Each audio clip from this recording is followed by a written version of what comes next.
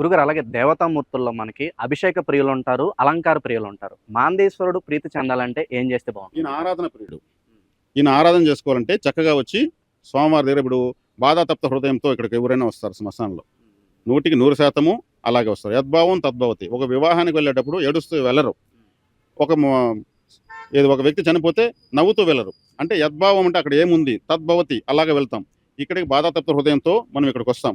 అప్పుడు వచ్చేటువంటి భక్తి ప్రపత్తులు ఇంకా వేరే సందర్భాలు ఎప్పుడూ రావు. అవంతా యాక్టింగే ఒక విధంగా చెప్పాలంటే. దేవుని పూజించినట్లు, ఆరాధించినట్లు అన్ని నట్లే ఏముండవు.